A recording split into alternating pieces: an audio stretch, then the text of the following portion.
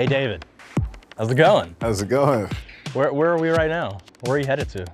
Well, I'm walking to the Tower Bridge of London where I spent 44 days living in a box. One of my favorite memories. And I stared at this river every single day and I'd watch it go up, down, up, down. I'd watch the bridge open, close. It was incredible. So you've got a new show on Nat Geo called Do Not Attempt. Mind if I follow you on your walk and ask you a few questions? Yeah, you can ask whatever you want. All right. But no more than 52. What's the very first trick you ever learned? It was a simple self-working card trick, but it blew my mother's mind, so I wanted to keep learning. What's the most ambitious stunt you've ever done? Maybe living in a box for 44 days with nothing but water. Do you prefer to solve every mystery or leave some unanswered? No, I love mystery. I think mystery is a driving force of everything in life. Do you have any rituals that you always have to do before you perform? I'm usually performing every waking moment or thinking about magic, so the ritual is just that's all I do. Living or dead, what's one famous guest you'd host at a dinner party? I mean, it would have to be Harry Houdini. If you weren't a magician, couldn't be, what would you do? I would love to be a photographer, actually. Mentally, how do you prepare for high-risk stunts? Slowly and carefully. Which of your stunts makes you feel most connected to the audience? I like the breath hold. I feel like they're almost feeling it with me. How do you want people to remember you? It's a guy that just loved doing magic and did it for my entire life. What's the best advice you've ever received? Always surround yourself with people that inspire you. If you had to do it again, would you rather kiss a king cobra or smash a bottle over your head? Wow, I want to do both of those again. Swim in a frozen lake or jump from a bridge while you're on fire?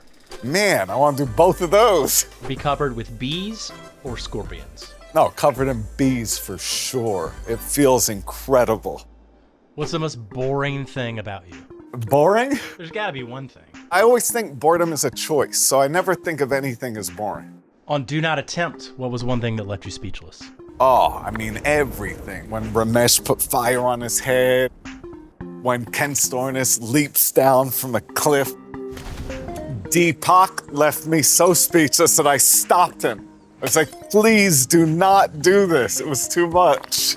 What's your favorite city in the world? Favorite city in the world is Paris because that's where I live with my daughter. What's a random fact about you that surprises people? Lots of my friends say, I wish people knew how silly and ridiculous you are.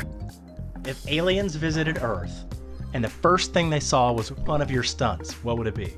I would say not breathing underwater for, the 20-minute version. Favorite sushi? Oh, wow, spicy tuna hand roll. That's a good one. Your favorite regular person card game with no magic? Maybe Uno, because I play it with my daughter. What's the scariest thing you've ever done, but it can't be one of your stunts? I mean, sitting with black mambas was the scariest thing I've ever done. But that was a mini stunt, but it wasn't my stunt. Describe your 20s in one word. I have it tattooed under its hunger. All right, your 30s. Exploration. How about now? Maybe longevity, so I could be here for my daughter. What's your sign? Aries. Is there ever a day you go, I'm just gonna take today off? No, never. But I think of everything as a vacation. Who's your best friend?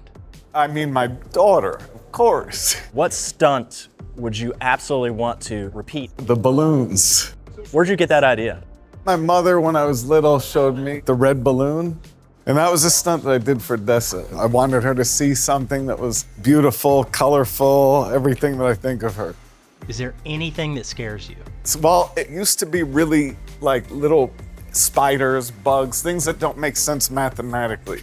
Like a spider, the 8 legs in a circle, and then but now I got over those fears. This series helped me get over those fears of little creepy crawlers. What is a quality in others that you really admire?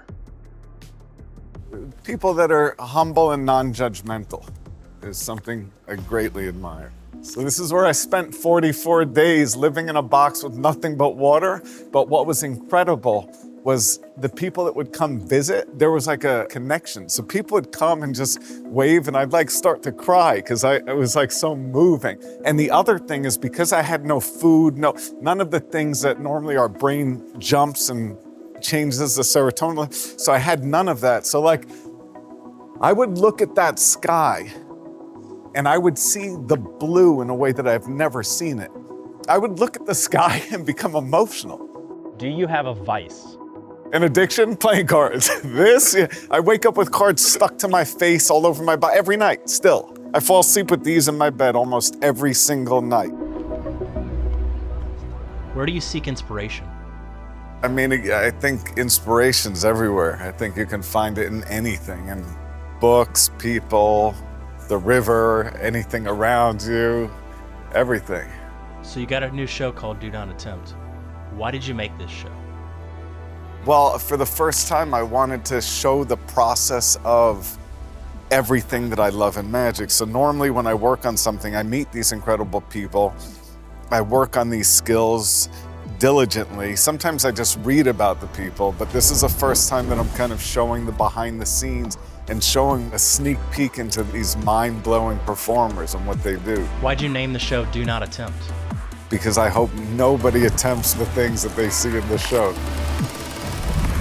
I woke up in the middle of the night and I was like, do not attempt, that's the name. This was awesome. Thank you, David. Yeah, thank you.